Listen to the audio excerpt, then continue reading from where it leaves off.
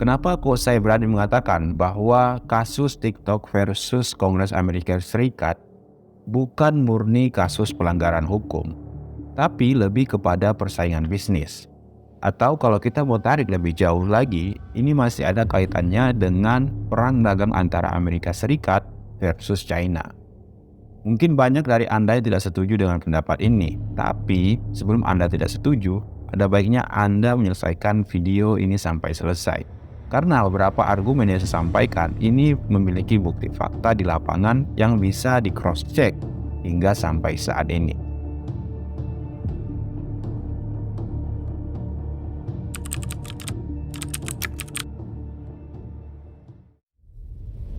Perang dagang antara Amerika Serikat melawan China ini dimulai dari terpilihnya presiden baru Amerika saat itu, yaitu Donald Trump pada tahun 2016.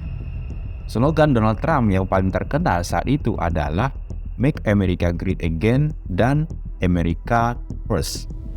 Slogan yang dibawa oleh Donald Trump dan pendukungnya yaitu Make America Great Again dan America First itu hanya bisa terjadi karena mereka melihat bahwa negaranya ini sudah mulai menurun sehingga mereka ingin menjadikannya hebat kembali dan menjadikannya yang pertama kembali.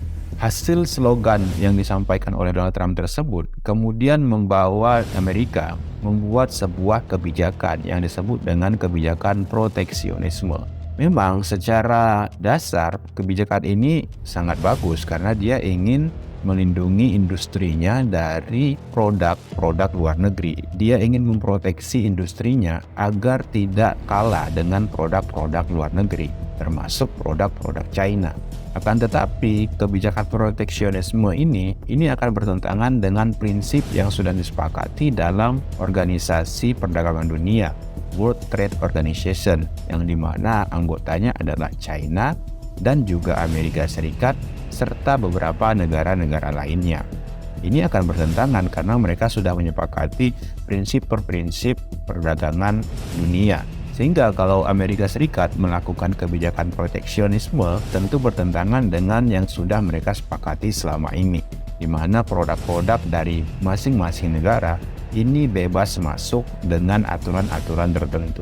Hasil dari kebijakan proteksionisme yang dilakukan oleh Donald Trump dan pendukungnya ini kemudian mereka menaikkan tarif impor bagi produk-produk China. Pada tahun 2018, Donald Trump menandatangani peraturan pengenaan bea impor sebesar 25% untuk baja dan 10% untuk aluminium yang datang dari China. Di sekitar tahun itu juga, Amerika melarang produk China, yaitu Huawei, membeli perangkat ataupun komponen dari perusahaan Amerika Serikat tanpa adanya persetujuan dari pemerintah Amerika Serikat. Tentu saja ini menyulitkan bagi Huawei karena mereka membutuhkan perangkat dan juga komponen dari perusahaan Amerika Serikat. Namun, pejabat Amerika Serikat menyebut pelarangan kepada Huawei untuk membeli perangkat ataupun komponen dari perusahaan Amerika Serikat tanpa adanya persetujuan dari mereka, ini murni soal keamanan nasional, bukan karena perang dagang antara Amerika Serikat dan China. Akan tetapi, beberapa waktu setelah itu, Donald Trump justru mengatakan bahwa Amerika Serikat tidak akan berbisnis dengan Huawei. Namun, itu bisa berubah jika ada kesepakatan dagang Amerika Serikat dengan China. Tentu saja ini sangat kontra dengan apa yang disampaikan oleh pejabat Amerika Serikat tersebut, bahwa ini murni soal keamanan, bukan perang dagang. Justru Donald Trump mengakui bahwa mereka akan bisa berbisnis dengan Huawei jika ada kesepakatan dagang antara Amerika Serikat dengan China. Pertanyaannya, apakah China diam begitu saja dengan aksi-aksi yang dilakukan oleh Amerika Serikat tersebut, seperti menaikkan bea masuk untuk produk China dan melarang Huawei untuk berbisnis dengan perusahaan Amerika Serikat? Tentu saja China tidak tinggal diam. Perdana Menteri China yaitu Xi Jinping kemudian melaporkan Amerika Serikat ke organisasi World Trade Organization ataupun Organisasi Perdagangan Dunia karena menurut mereka Amerika Serikat telah melanggar prinsip-prinsip yang sudah disepakati dalam sebuah organisasi yang dimana Amerika dan China berada di dalamnya, yaitu adalah Organisasi Perdagangan Dunia. Tidak hanya itu saja, China juga kemudian menaikkan tarif impor produk-produk AS seperti buah, daging babi, wine, kedelai, dan sebagainya. Ini sih udah seperti perang bener-beneran, di mana kedua negara saling menaikkan tarif impor untuk produk-produk dari kedua negara. Nah, pertanyaannya sekarang, apakah perang dagang antara China dan Amerika Serikat ini sudah berakhir atau belum? Sampai saat ini tidak ada satupun penjelasan yang benar-benar jelas yang berani mengatakan bahwa perang dagang antara kedua negara ini sudah berakhir. Silakan cek sendiri, tidak akan ditemukan penjelasan yang mengatakan bahwa perang dagang tersebut sudah berakhir.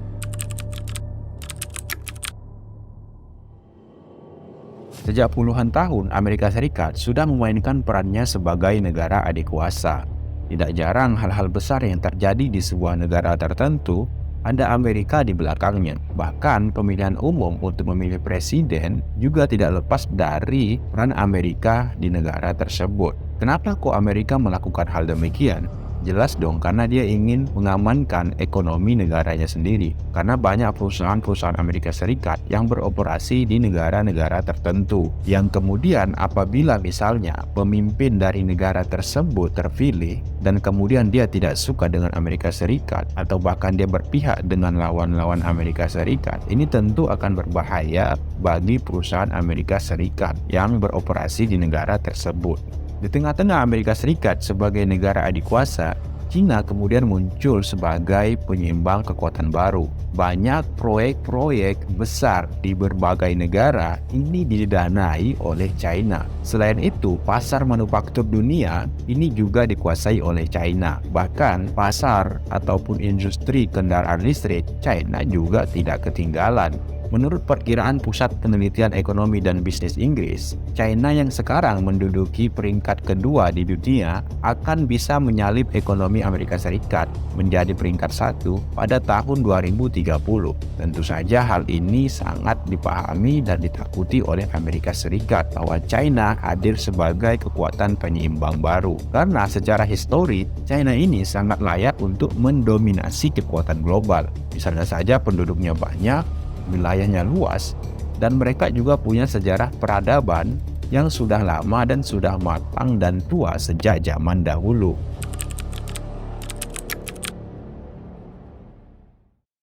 Balik lagi ke argumen awal, kenapa saya berani mengatakan bahwa kasus TikTok versus Amerika Serikat ini bukan murni soal kasus pelanggaran hukum, tapi persaingan bisnis. Misalnya TikTok yang berdiri pada tahun 2016, yang pada tahun 2022 kemarin mereka sudah memiliki 1,6 miliar pengguna aktif.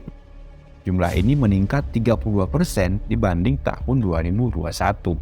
Sementara itu, Instagram yang berdiri pada tahun 2010, pada tahun 2022 kemarin memiliki 1,9 miliar pengguna aktif. Tentu kalau kita lihat secara jumlah, saat ini memang Instagram masih mendominasi dari sisi penggunanya.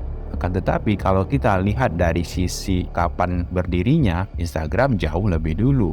Ada beda 6 tahun, di mana TikTok berdiri pada tahun 2016 dan Instagram berdiri pada tahun 2010. Itu kalau kita lihat secara tahun berdiri dan secara jumlah pengguna. Bagaimana dari sisi pendapatan? Pada tahun 2022, TikTok berhasil membukukan pendapatan sekitar 20,47 triliun rupiah pada tahun 2022.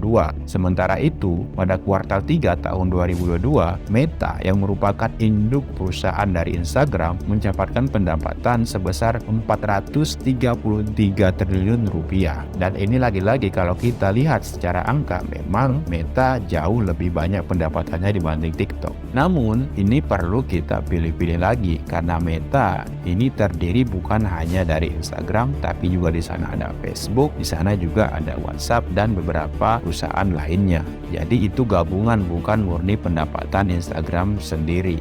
Nah, inilah kemudian yang menjadi alasan kenapa saya melihat bahwa TikTok ini sangat ditakuti oleh aplikasi-aplikasi lainnya. Karena walaupun dia berdiri pada tahun 2016, belum lama, tapi secara pertumbuhan dan pendapatan itu mengalahkan aplikasi-aplikasi yang lain di tahun yang sama saat mereka berdiri membangun aplikasinya. Dan terakhir, saya berani mengatakan bahwa apa yang terjadi dalam kasus TikTok versus Kongres Amerika Serikat ini bukan murni soal kasus pelanggaran hukum, tapi lebih kepada persaingan bisnis Atau kalau mau lebih jauh lagi kita tarik, ini masih ada kaitannya dengan perang dagang Amerika versus China.